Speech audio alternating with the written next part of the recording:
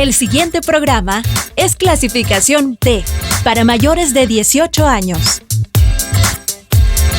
Dirección de Espectáculos Públicos, Radio y Televisión. Ministerio de Gobernación.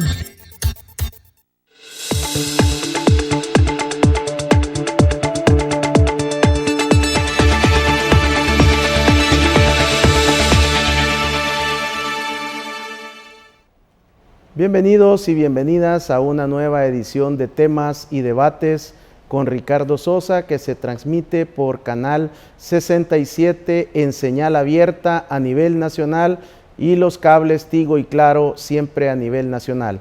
También nos retransmite en tiempo real Radio Litoral en el 92.5 para toda la zona oriental.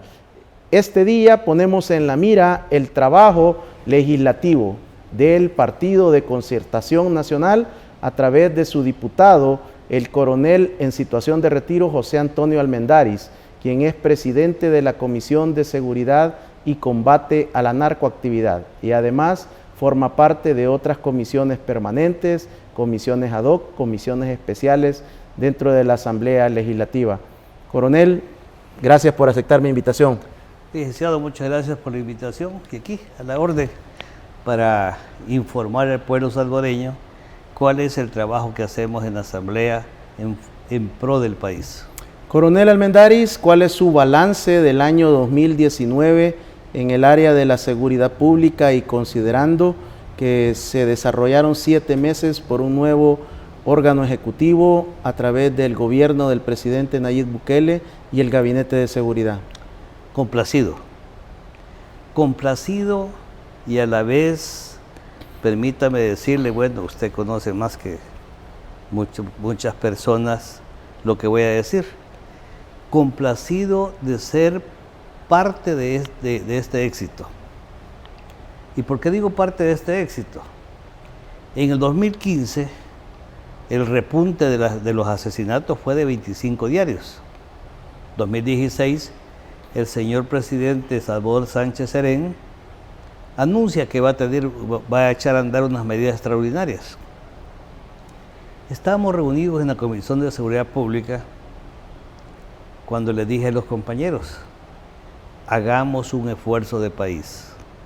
Aquí no tiene que haber banderas políticas, que los réditos se los va a llevar el gobierno actual, pero el beneficio va a ser para nuestra gente. Cooperemos en esto. Y les propongo que solicitemos una audiencia con el señor presidente para saber qué quiere hacer y qué nos corresponde como asamblea hacer. Fue así como nos reunimos con el señor presidente, nos explicó lo que quería hacer y no nos quedamos ahí, como usted sabe, licenciado. No nos quedamos en solamente esperar que nos mandaba. Nosotros tomamos la iniciativa de invitar al señor, de hacer un pool. Le llamamos Comité País, Comisión País.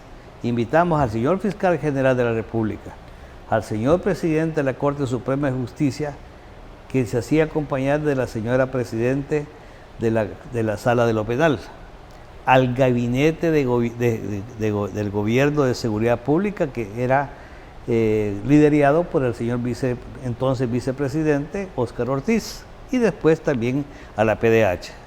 De ahí comenzamos, prácticamente tomamos la iniciativa. De ahí el señor fiscal nos dijo, Douglas Meléndez, que necesitaba reformas a ciertos cuerpos legales. ¿Qué hicimos?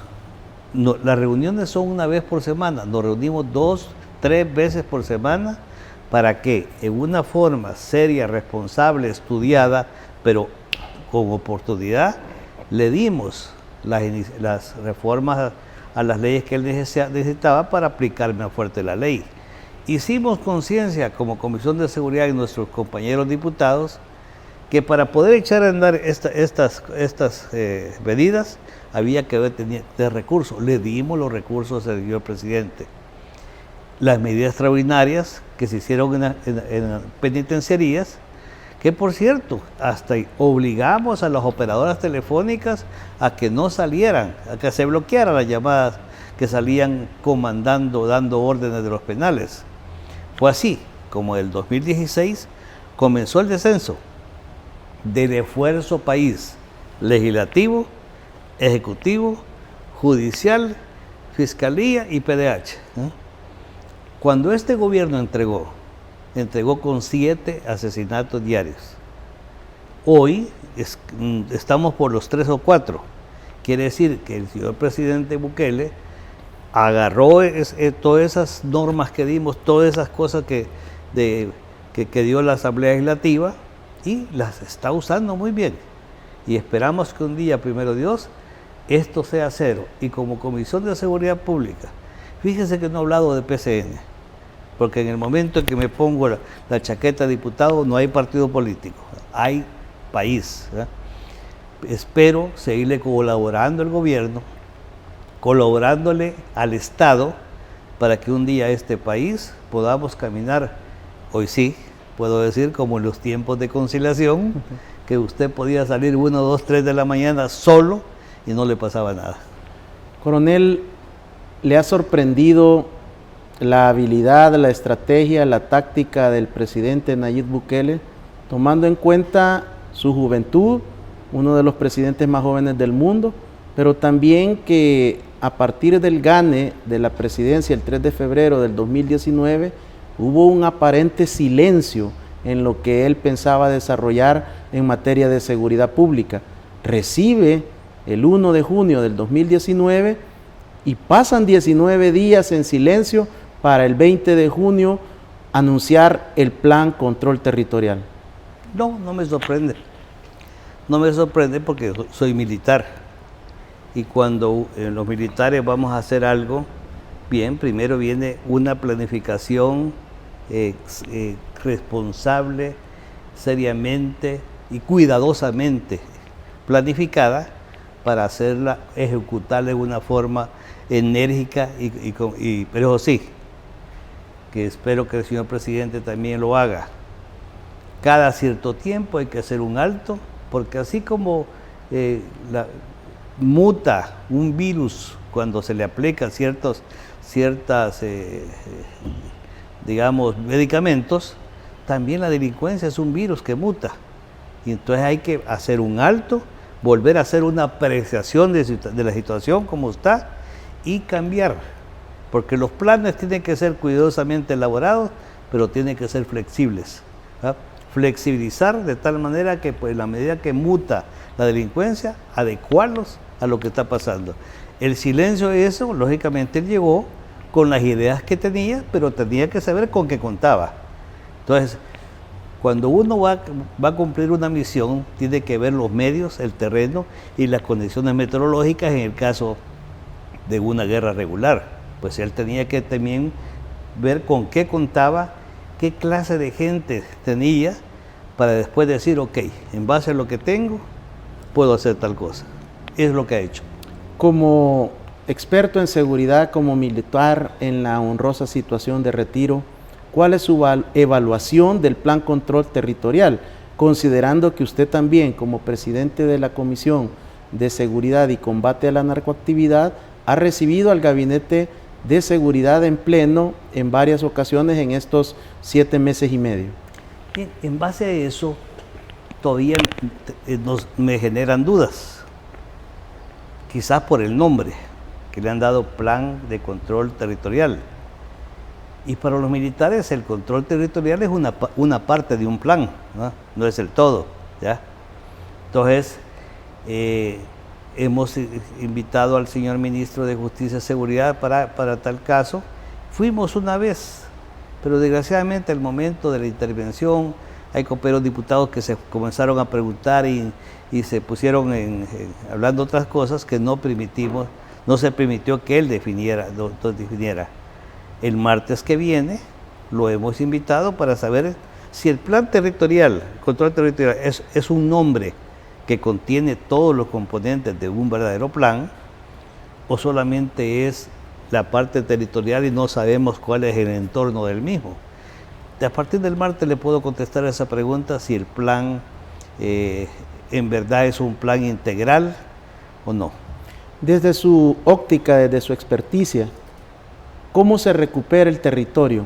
en la condición de irregularidad que se tiene en El Salvador, considerando no solo el crimen organizado, sino a los grupos de las pandillas? Pues la situación que estamos viviendo es una similitud a una guerra irregular. Hay dos tipos de guerra, la regular y la regular. En la guerra regular, el terreno es el objetivo, conquistar terreno, ¿verdad? En una guerra irregular no es el terreno, no que el enemigo, ¿no? En este caso, por ejemplo, y como estamos hablando también, normalmente cuando pensamos en una guerra regular, pensamos una guerra entre países. Entonces, ir conquistando el territorio del país enemigo. Estamos hablando de una guerra regular en nuestro país. Entonces, ¿qué tiene que hacer? Ahí regreso a lo que todo el tiempo he dicho, que inclusive durante el conflicto armado nosotros nos equivocamos, los militares, porque no usamos los tres componentes de la política criminal y el componente de la política social, que son dos cosas, la política criminal y la política social. Bueno, usted lo sabe mejor que yo. En la política criminal es prevención, combate y rehabilitación, ¿no?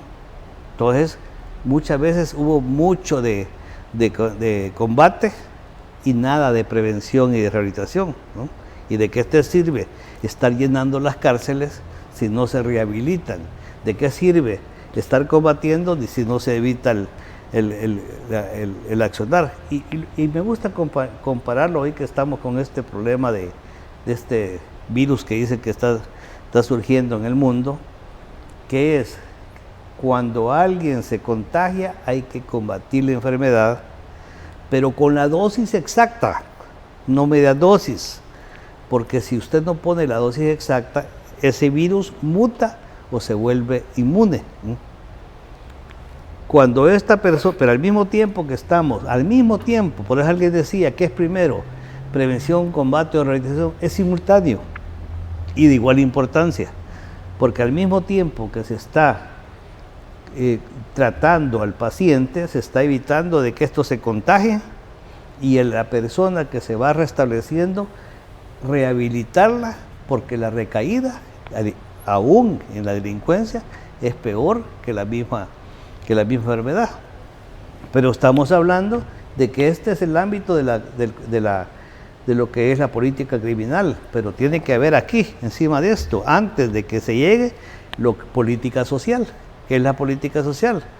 Evitar que surjan las circunstancias para que se entre en el círculo vicioso de la política criminal. Aquí he escuchado, y muchas veces cuando dicen, están pidiendo tantos millones para las bibliotecas, están para no sé cosas, pero eso no es combate. Los cubos. No? Los cubos. ¿Cómo no? Esa es política social. Que en los lugares donde no hay problemas hay que tratarlos mejor para evitar que se infecten. Yo siempre le decía, le voy a poner el caso de Sonsonate. En Sonsonate estaba Nabulingo. Nabulingo dio problemas, Armenia, Izalco, Nahuizalco. Caluco. Sí, Caluco, pero Caluco se infectó por Nabulingo. Es que si usted fumiga aquí, la plaga sale por otra parte. Pero si usted, al momento que fumiga a los alrededores o tiene medidas alrededor de donde va a fumigar, la plaga no se va, ¿ya? Pero entonces, tampoco la fuerza efectiva, porque en Caluco se quedaron y los persiguieron. Y Caluco, coronel, que es de los municipios en los cuales usted tiene un trabajo territorial, 0 homicidios durante el 2019. Exacto. El Castaño el cantón del Castaño fue el problema. Pero es que hay muchas formas también de negar el terreno y de controlar el territorio. Pero insisto, nosotros teníamos en el tiempo del conflicto el CONARA, la Comisión Nacional de Recuperación de Áreas, en la que se llega, pero se llega con todo. Y es obligación de quién es el combate a la delincuencia en el mundo entero o aquí. No es de la policía solamente, es de garantizarle al ciudadano sus derechos para que cuando no se sienta que le falta o que no le dan, lo haga por la vía violenta. ¿El CONARA, en su opinión, coronel, cumplió al 100% la planificación de ese objetivo que se les había encomendado? No, porque las circunstancias eran diferentes. Era una guerra terrorista e ideológica también. Y le voy a poner un ejemplo. ¿Cómo obligar a alguien a que pacte con otro? Ojalá que no lo tomen así también. Pero dígame usted, cuando en el conflicto armado hacía un paro al transporte y ametrallaban buses con gente, ¿eh? Cuando volaban puentes, cuando quitaban la energía volaba la energía eléctrica, la telefonía, ¿a quién estaban afectando? No era la Fuerza Armada, porque la Fuerza Armada teníamos aviones, helicópteros, teníamos radios para comunicación, teníamos nuestras plantas eléctricas, todo eso. No, era una forma de causarle tanto daño a la población que la gente decía, miren, como quieran ustedes, pero paren esta guerra. Denle lo que quiera, pero paren la guerra. Entonces, por eso no dio resultado el CONARA. Hoy puede ser diferente, ¿no? Y sí, me parece el actual del presidente, y más que todo, que esté enfrente. Que a muchos no les gustan los Twitter. Pues sí, muchas veces lo que hace uno en silencio, nadie se da cuenta y cree que no está haciendo nada. En tiempos de conciliación eran órdenes verbales. Eran órdenes, eso sí. No había Twitter. Así no había Twitter, era directo. Y no solo eso, presidentes como Micoel Molina, de repente a las 8 de la mañana o a las 7:30 que se entraba antes, él estaba en la entrada del Ministerio de Salud o del Ministerio de Educación o en tal parte, viendo a qué horas entraban los titulares, ¿no? Por eso el gobierno móvil, que le agarraba un helicóptero, no le decía a nadie, aparecía en tal parte a ver si se estaban cumpliendo las órdenes que él daba. Coronel, esta política social, que debe de ser una inversión social extraordinaria, inédita como nunca hemos tenido en el país, ¿está el país y principalmente la Asamblea, por lo menos en la gestión de su partido, de su persona como diputado, de poder apoyar esta inversión que se requiere multimillonaria en el territorio? Es que sí tenemos que hacer un esfuerzo. Del círculo vicioso tenemos que salir al círculo virtuoso. Explico. Como no hay seguridad, no hay empleo, no hay fuente de trabajo. Como no hay fuente de trabajo, no hay recursos económicos. Como no hay recursos económicos, no hay salud, no hay educación, no hay muchas cosas. Y así estamos, en el círculo vicioso. Cuando rompamos, que aquí, como quiera, recursos para que se pueda combatir efectivamente la delincuencia, no solo desde el punto de vista combate frontal, no que está yéndonos a la política social, no solo a la criminal. Se rompe, como está pasando ahorita. Se ha reducido a 3, 4 muertes, muchos días, gracias a Dios, sin muertes. Entonces, ya del exterior nos bajaron la calificación, ya vamos a tener la ciudad surf, ya vamos a tener, hemos tenido más gente que viene, la gente dice ya se puede invertir en El Salvador. Entonces, ¿qué va a pasar? Más seguridad, más fuentes de empleo, más inversión extranjera y nacional, más recursos, más educación, más todo. Pero en alguna parte tiene que romperse el círculo vicioso. Y en este momento es en dar los recursos necesarios para esto. En las Fuerzas Armadas se dice, licenciado, que quien da la orden tiene que dar los medios. Nosotros los que estamos en la Asamblea y otros estamos exigiéndole al gobierno que tengamos paz, que tengamos seguridad, que tengamos desarrollo. Prácticamente como representantes del pueblo estamos dando la orden, demos los medios. Y en ese sentido tenemos la fase 3 del Plan Control Territorial, que requiere otro compacto de recursos. ¿Cómo va la negociación al interior de la Asamblea Legislativa? Sobre todo porque usted no solo es presidente de la Comisión de Seguridad, sino que pertenece a otras comisiones relacionadas. Bien, como jefe de fracción también, que tengo que coordinar el trabajo de todo mi partido, le adelanto, estamos listos con nuestros votos. ¿Por qué? Cosas como estas. Y que el señor presidente ha escuchado algunas de nuestras experiencias. Cito una. Le decía al señor ministro de Justicia y Seguridad desde que él llegó, en la primera reunión que tuvimos y estuvo el señor ministro de Defensa, le decía, mire señores ministros, ¿por qué no hacen un convenio entre la policía y el hospital militar? Aquí en El Salvador la gente no se muere por las distancias, no que por el tráfico. Hiere a un policía, a un soldado. Con el soldado no hay problema, pero con el policía, en lo que la ambulancia llega a un lugar donde lo puedan atender de acuerdo a la gravedad, ya se ha muerto. Le digo, el hospital militar es los únicos que tienen helipuertos. ¿Ah? ¿Qué pasó? Ya hizo el convenio, ¿no? ¿Qué otra cosa? Bueno, así como eso le podía enumerar muchas cosas que nosotros le decía al señor hablando con la señora, ¿cómo se llama? Con jefa del gabinete. Jefe del gabinete. Sí. Carolina Resino. Exacto, estamos hablando de mantener las calles vecinales y todo eso, las más difíciles.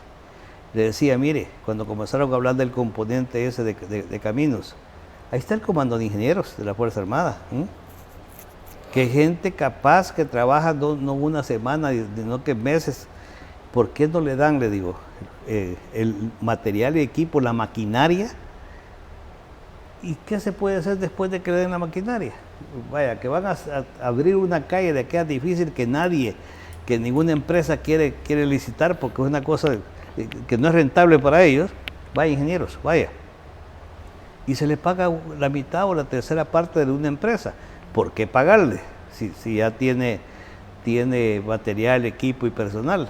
Para que ingenieros esté practicando lo que debe hacer caminos y todo, para que con ese dinero mantenga el material y equipo y recupere o compre nueva maquinaria. Entonces estamos ocupando la Fuerza Armada y al mismo tiempo estamos haciendo cosas.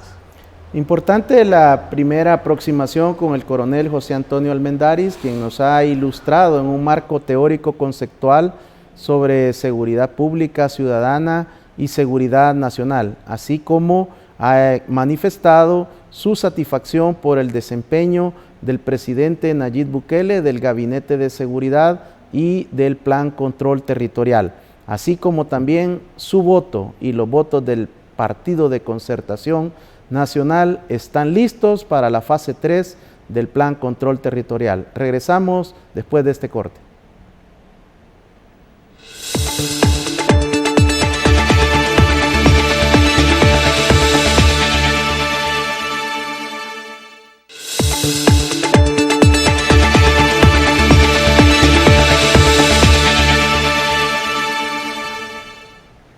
Continuamos en Canal 67, El Salvador TV, es TV, en esta ocasión con el coronel en la honrosa situación de retiro, José Antonio Almendaris, diputado por la Asamblea Legislativa, periodo 2018-2021. Coronel Almendaris, para poder desarrollar la política de reinserción y de recuperación del tejido social y del control territorial, el señor presidente, el Gabinete de Seguridad y el Gabinete Social ampliado requiere de la Ley de Prevención de Reinserción, una ley que tiene más de 3 años de haber sido terminada y entregada para que se someta a la aprobación del Pleno, pero ha sucedido diferentes etapas. ¿Cuál es el último estatus de ese proyecto de ley? Bueno, durmiendo el sueño de los justos. Es más, hoy que dice, la presidencia lo requiere. Al inicio de las funciones como ministro de Justicia y Seguridad, yo le mandé todos los expedientes. La ley de reinserción, la ley también de registro de delincuentes y todo lo que tenemos pendiente en la Comisión de Seguridad. Pues hasta el momento no me ha dicho que sí le sería útil eso. ¿Por qué le sería útil? Y aprovecho, porque ya andaban las habladas de que la delincuencia había bajado porque él tenía un pacto con las pandillas, que la presidencia había hecho un pacto con las pandillas. La mejor forma de evitar de que se sigan con chambres o rumores es esa ley, porque esa ley o sea, legalmente le dice hasta dónde se puede hacer para que estas personas, sin llegar a una tregua o mal llamada treguas o pactos, se puedan reintegrar. Abandonar y retirarse de la estructura. Porque eso es... Hay gente que cuando uno habla de la rehabilitación dice, no, si eso no se rehabilita. No, de todo habemos. De todo habemos. ¿Verdad? Porque así como Dios nos da la oportunidad de cambiar a nosotros, hay mucha gente de ellos. Miren, uno cuando conoce casos, mira que hay personas que por necesidad delinquido, y como no tienen oportunidad de trabajo, siguen haciéndolo. Y no es por picardía. Le voy a poner un ejemplo. En un cantón de Izalco, me dice una persona, fíjese que ahí está alguien que ha salido de la cárcel con libertad condicional, tiene 2 hijos, mujer, y anda buscando trabajo, pero como por haber estado en la cárcel, nadie le da trabajo porque no confía. Y le digo, ¿y él qué es? ¿Qué aprendió? Es zapatero, me aprendió en la cárcel zapatería. Nos pusimos en contacto, le regalé la horma, el cuero, todo lo que se necesita para poder echar a andar su pequeño negocio. Comenzó, a los días llega una de las muchachas y me dice, mira los zapatos que está haciendo, nítidos. Pero ¿sabe qué fue lo que me alegró?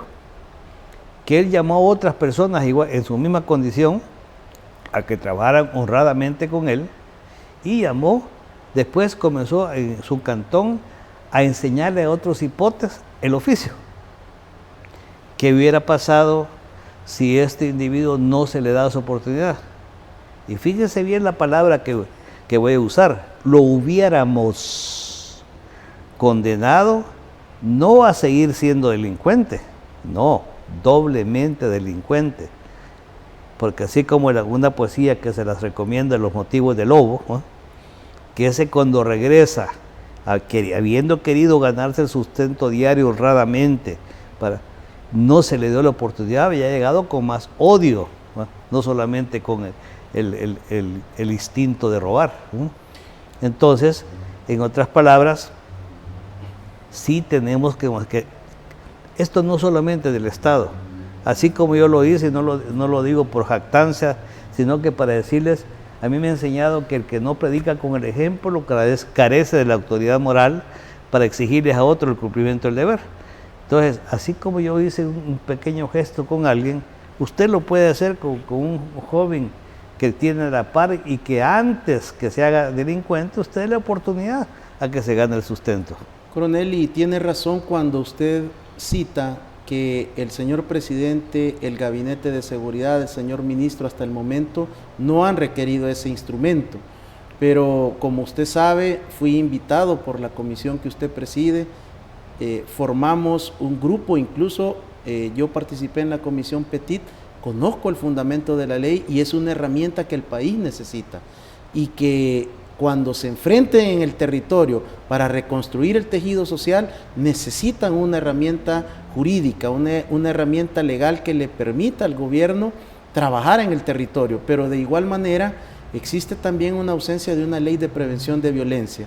¿Qué iniciativas hay en esa dirección, coronel? Iniciativas de esas tenemos muchas, como esa, pero quizás la más importante es la que usted mencionó, y la que usted fue partícipe, no partícipe, no que nos ayudó mucho, con el padre Pepe, se acuerda también, y otras instituciones. El equipo técnico de la Asamblea Legislativa fue un trabajo donde todos los partidos políticos pusieron su mejor esfuerzo por depurar 3 instrumentos de ley y presentar un consolidado.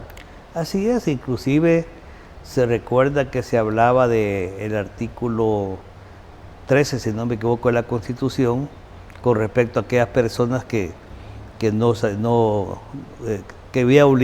había que obligarlos a aprender un oficio o cosa parecida.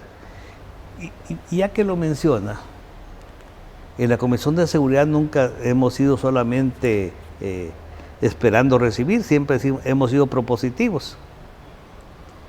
Por ejemplo, aquí en El Salvador se recuerda cuando venían tanta gente deportada por haber cometido delitos en Estados Unidos, y que yo manifesté de que El Salvador se había convertido en una penitenciaría a cielo abierto de los Estados Unidos.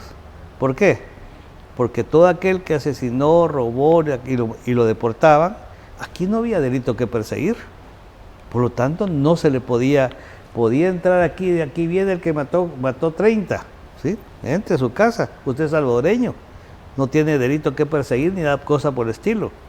Y era así como lo que le pasaba al gobierno anterior, y por eso digo, todo lo que tiene el gobierno actual que le hemos dado como asamblea le está sirviendo, pero nos sentimos partícipes del éxito que está teniendo el señor presidente. El gobierno anterior tal vez había limpiado esta área y sucedía que venían 3, 4 maderos que eran de esa área y volvían a infectar. Fue propuesta nuestra la ley de retornados, ¿se recuerda? Sí, sí.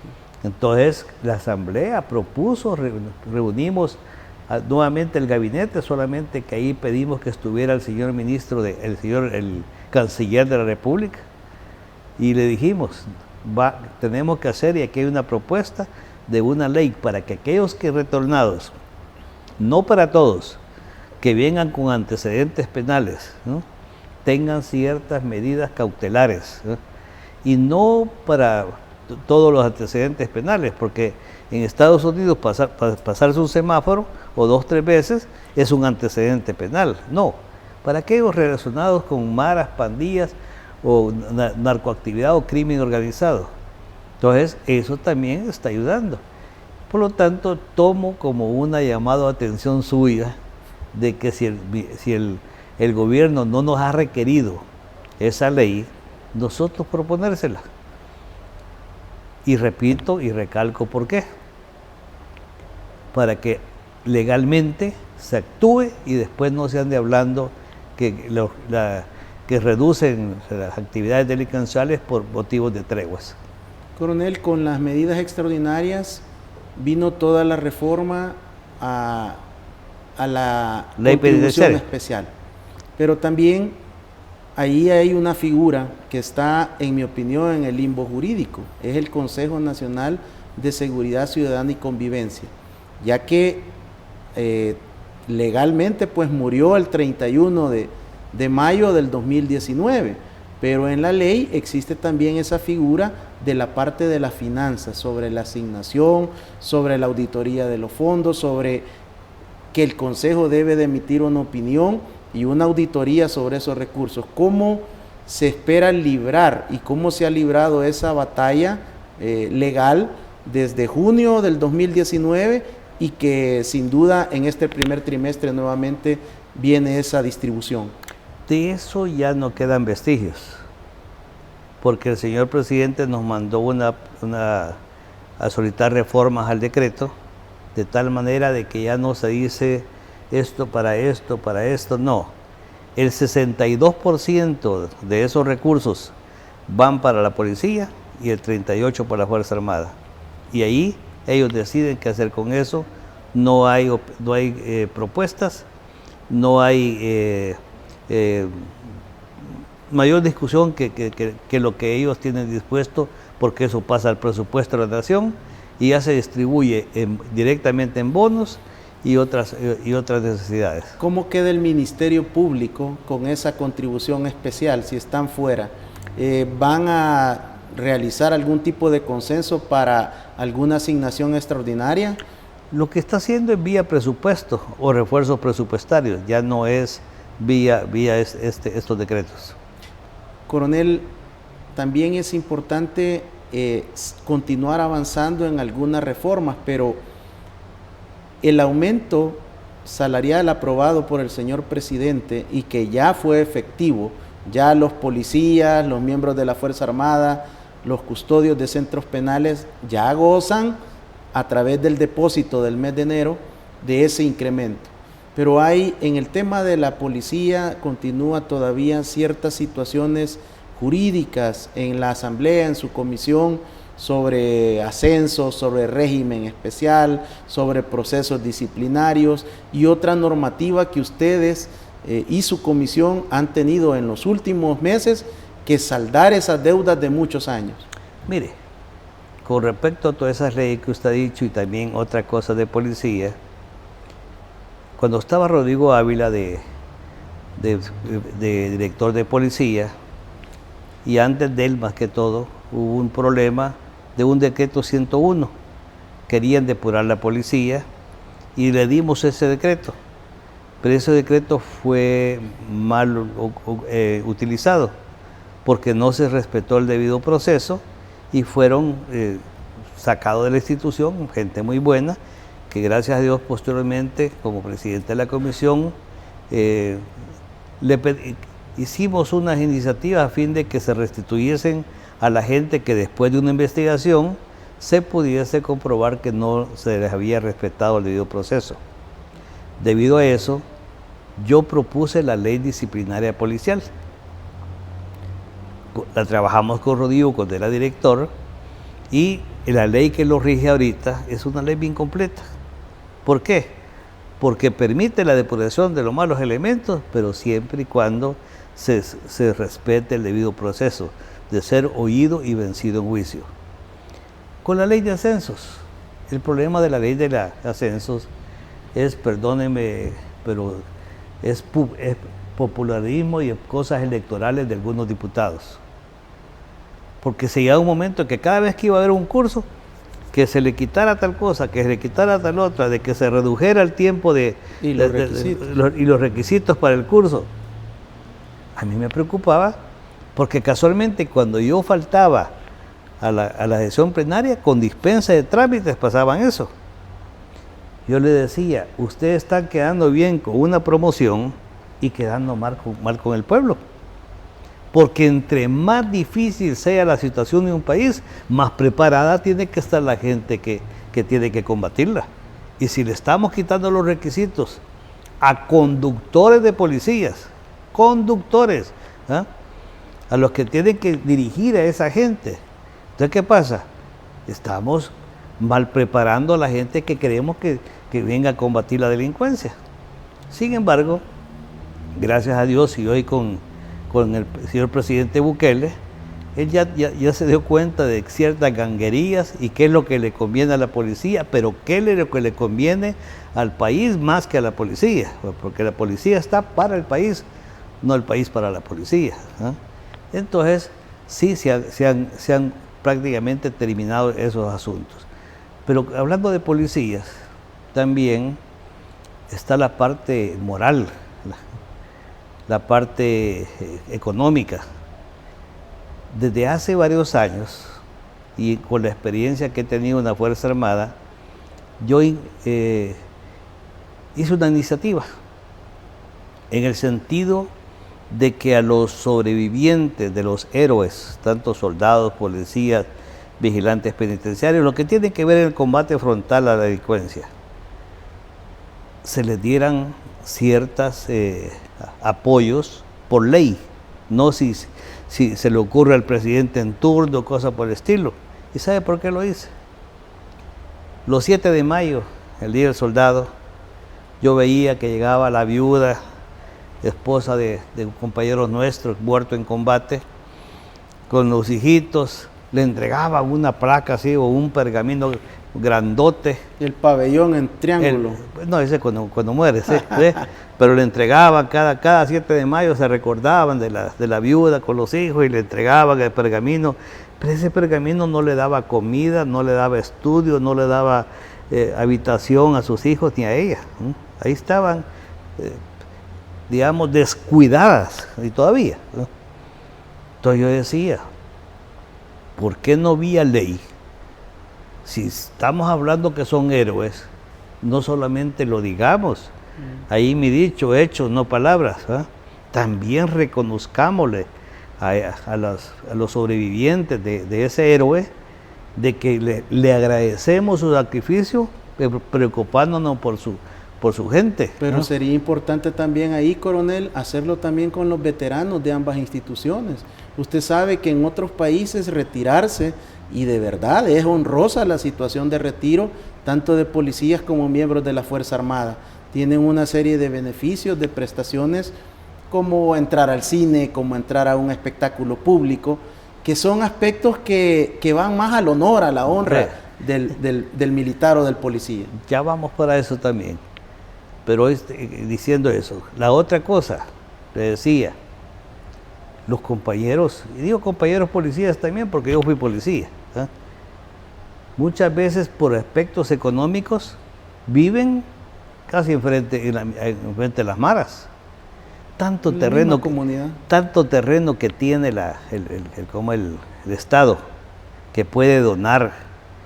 Y alguien diría, pues no va a alcanzar dinero para que le compren casa a todos ellos. No, si desde que llega de agente, que comienza a ganar, se hace un convenio con una empresa constructora, se construyen colonias completas para ellos que tengan una vivienda digna y segura.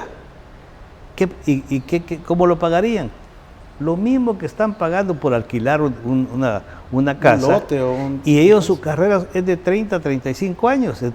Si le ponen eso en 35 años, ¿cuánto pagaría? Pagaría 50, 40 dólares mensuales por su casa, en un lugar seguro y digno. Es otra iniciativa que tengo para ellos ahí. Ha sido el coronel José Antonio Almendaris en esta segunda parte del programa, donde hemos abordado todas las iniciativas de ley que se han desarrollado en los últimos meses y que están pendientes también de aprobación del dictamen respectivo en la comisión y luego pasar al pleno de la Asamblea Legislativa. No nos cambie, regresamos.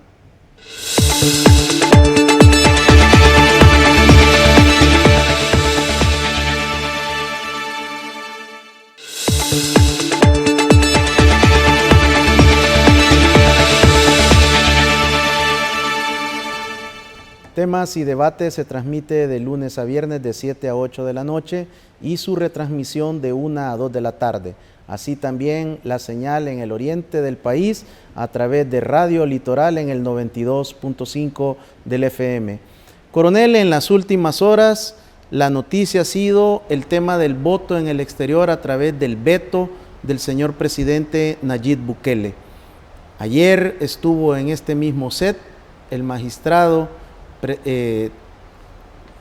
titular del Tribunal Supremo Electoral, el licenciado Noel Orellana, y él, antes del veto, expresó su convicción como tribunal colegiado de facilitar y de permitir todo lo que estuviera al alcance de la ley que se emita en la Asamblea Legislativa para poder facilitar el voto de nuestros compatriotas en el exterior. Como José Antonio Almendaris, ¿cuál es su posición luego de este veto del presidente? Yo puedo hablar como José Antonio y como PCN, porque soy jefe de fracción. Nosotros estamos en toda la disposición en permitir y dar todas las facilidades a nuestros connacionales, a nuestros hermanos que se encuentran fuera del país, dentro de las capacidades del Estado. Y cuando digo capacidades del Estado, alguien decía, ¿por qué no se hace un costo-beneficio? ¿En qué sentido? ¿Cuánto se invierte en el voto en el exterior y cuántos votan?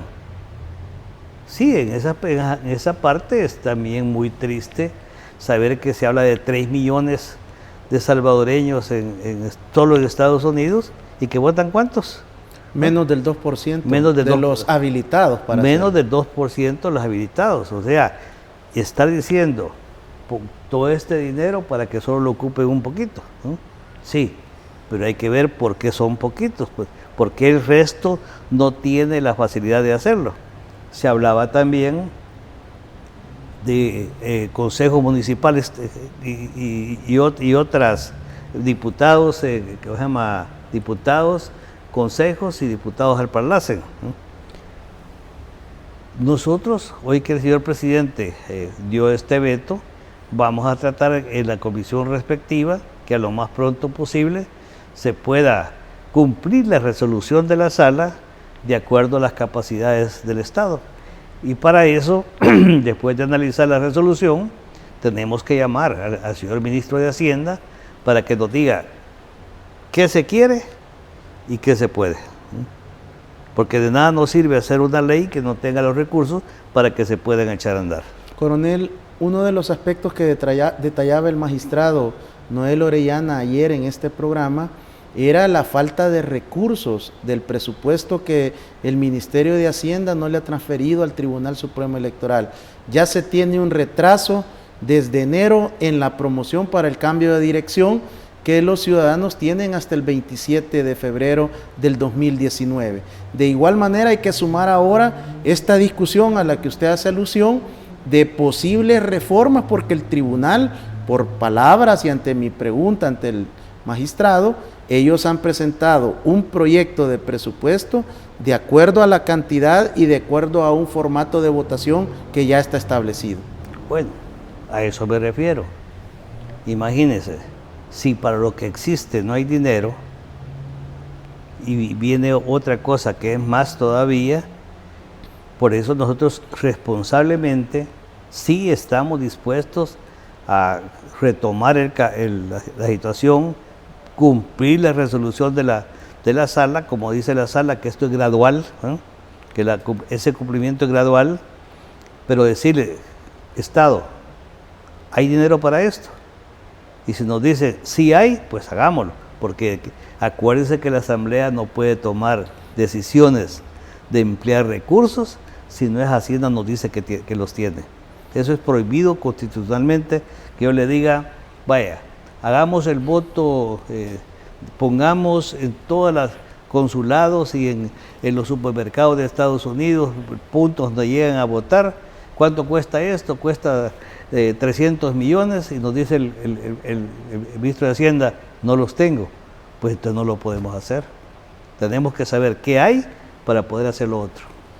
Coronel, ¿cuál será su prioridad de trabajo como presidente de la Comisión de Seguridad y Combate a la Narcoactividad, de los anteproyectos, de lo que ustedes vienen trabajando desde hace meses y todo lo que resta del 2020 como las líneas estratégicas, sin tomar en cuenta las iniciativas que puedan ingresar? Bien, en este momento tenemos la ley de lavado de dinero, en la que la Fiscalía, esto viene desde el señor ex fiscal Douglas Meléndez, poco tiempo antes de irse o de ser sustituido, nos llevó esta ley que fue consensada o trabajada con la cooperación de las Naciones Unidas. ¿Esa es iniciativa suya, esa ley? No, es iniciativa de lavado de dinero. No, le di iniciativa, pero es la propuesta del señor fiscal general de la República anterior, que siempre me buscaba para que yo le diera iniciativa, tanto esto que causó tanto problema, la reforma del artículo 70 de la ley orgánica con respecto a la UIF, la Unidad de Investigación Financiera, que el señor presidente Sánchez Serén vetó, pero que cuando reuní a la Comisión de Seguridad le expliqué de que esto era algo que nos causaba problemas internacionalmente, entonces superamos el veto y que la Sala de lo Constitucional declaró que sí era constitucional, y en esta ley nueva de lavado de dinero, en las reformas, ya no se va a llamar, porque confundía Unidad de Investigación Financiera, esa palabra investigación confundía, hoy se llama Unidad de Análisis Financiero.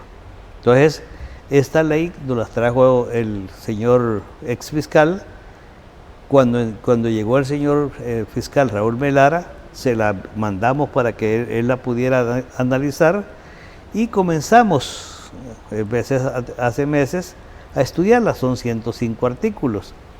¿Pero por qué paramos? La reunión la hacíamos con todos los sujetos obligados. ¿Qué son sujetos obligados? Todas aquellas personas que tienen la obligación de aplicar esa ley, llámese bancas, los que venden seguros, los que venden propiedades, los que venden joyas, los partidos políticos, que tienen que tener un oficial de cumplimiento adentro, informando lo que se mueve de tanto de dinero como bienes o activos. Entonces, llegamos a 25 artículos y paré la discusión, porque cuando tanto el titular de Fiscalía de Naciones Unidas escuchaba que alguien le decía, ahí falta tal cosa y tal cosa, aceptaban de que faltaba. Entonces dije, bueno, le falta todavía esto discusión. Y le dije, discutan nuevamente y después nos lo envíen. Hoy comenzamos, ya tenemos 3 reuniones sobre el tema. ¿Se reúnen 2 veces por semana? Nos reunimos martes y viernes. Pero ¿qué pasa? Hoy hubo reunión. La ley es tan delicada, licenciado. ¿Por qué? No solo por evitar los vacíos que los delincuentes pueden emplear para evadir la ley y hacer de El Salvador un paraíso fiscal, sino que el problema también es de hacer un balance. Que no se ocupe el país para delinquir, pero no ser tan estrictos como que de repente la inversionista diga, miren, ahí hay tanta traba que mejor nos vamos a otro país a invertir. Entonces, como se dice, ni tanto que queme el santo, ni poco que no lo alumbre, como dicen en mi pueblo, ¿no? En eso estamos. Y en 3 sesiones solo hemos llegado hasta el artículo 6. Hemos ido esculcando uno por uno, que nos vayan explicando, y así vamos a hacerlo. Y me preguntaba, ¿cuánto tiempo cree que se va a llevar en esto? No me quiero enmarcar en tiempo, porque por cumplir tiempos no hace bien las cosas. Lo que sea necesario. Lo que sea necesario. También tenemos una ley que es urgente, que me hubiera gustado hacerlo paralelamente con esta ley de lavado, que es urgente, porque nos van a calificar nuevamente ¿cuál es la redundancia? Las calificadoras GAFI, GAFIC, ERDMON, de situación país. Es una ley de desaparecidos, que con usted la estuvimos viendo también, ¿no? Que el doctor Portillo Cuadra la mencionó, y este programa con usted lo estuvimos discutiendo también, no de la parte penal, sino que las consecuencias. El enfoque victimológico. Exacto, victimológico. Coronel, quiero agradecerle el aceptar mi invitación y vamos a continuar en este tipo de charlas y conversatorios para poder informar a la ciudadanía del trabajo que está liderando usted en la comisión, y donde entiendo siempre se mantiene en términos generales por amplio consenso las resoluciones. Gracias a Dios, hasta el momento las cosas salen no por la razón de la fuerza, no que por la fuerza de la razón. Primera vez en muchos años, coronel, que nos encontramos en una entrevista y que el tema de la inseguridad ha pasado a segundo lugar en El Salvador. Gracias a Dios, y como le digo, perdóneme que sea abusivo, me siento, y no voy a decir yo, los miembros de la Comisión de Seguridad nos sentimos parte de este éxito. Dios le bendiga, muchas gracias. A mí igual. Ha sido el coronel José Antonio Almendaris, presidente de la Comisión de Seguridad y Combate a la Narcoactividad y miembro de otras comisiones permanentes y especiales dentro de la Asamblea Legislativa, desarrollando un balance legislativo sobre la situación de El Salvador en seguridad pública y ciudadana en el año 2019 y el trabajo legislativo y lo que esperan entregarle a la ciudadanía, a las instituciones encargadas del combate frontal contra la delincuencia en este año 2020. Bendiciones.